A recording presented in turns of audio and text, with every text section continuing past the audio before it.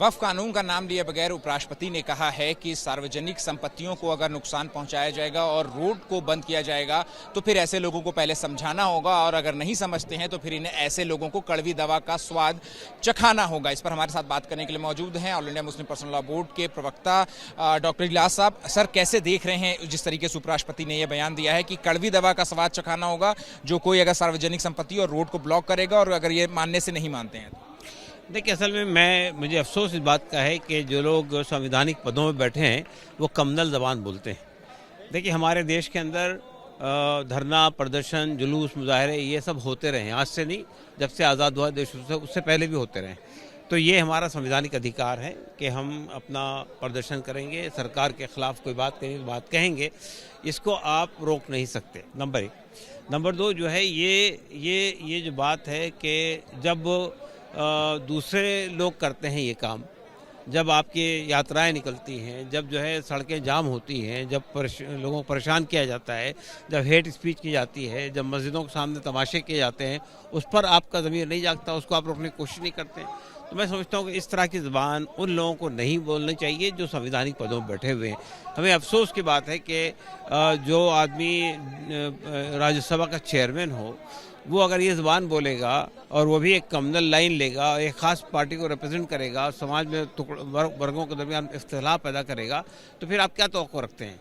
देखिए, हमारे देश में अजीब व गरीब बात ये हो रही है कि सुप्रीम कोर्ट पर भी लोग जो है टिप्पणियाँ कर रहे हैं, चीफ जस्टिस पर भी टिप्पणियाँ कस रहे हैं।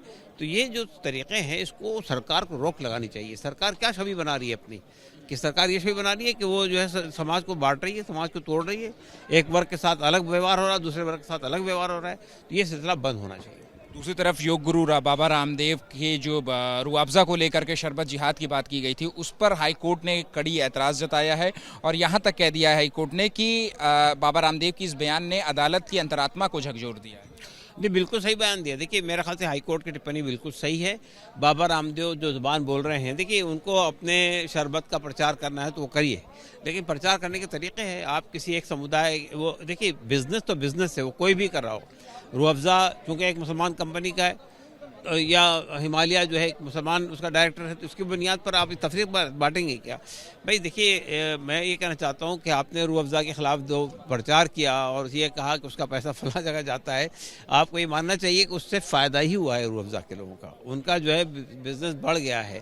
तो अगर आपके पास दम है, आपका शरबत उससे अच्छा है, तो आप मार्केट में लाइए। पब्लिक को जगदम्बिका पाल हैं जो कि जेपीसी के अध्यक्ष भी थे वक्फ बिल को लेकर के, उन्होंने आपका जो आज जलसा हुआ है इस पर टिप्पणी करते हुए कहा है कि यहाँ दिल्ली के तालकटोरा स्टेडियम में लोगों को भड़काया जा रहा है वक्फ के नाम पर, और भड़काने की कोशिश की जा रही है, और ये देश जो है वो कानून से चलता है, यहाँ पर कोई धमकी नहीं दे सकता, क्योंकि कई लोगों ने यहाँ शाहीन बाग का जिक्र किया।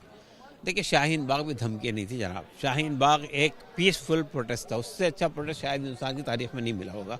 जिनको उकसाने की, भड़काने की, उत्तेजित करने की बहुत कोशिशें हुई थी, लेकिन वो पीसफुल रहे। तो ये जगदम्बिका पाल जी जो है वो अजीब व गरीब किस्म के आदमी हैं।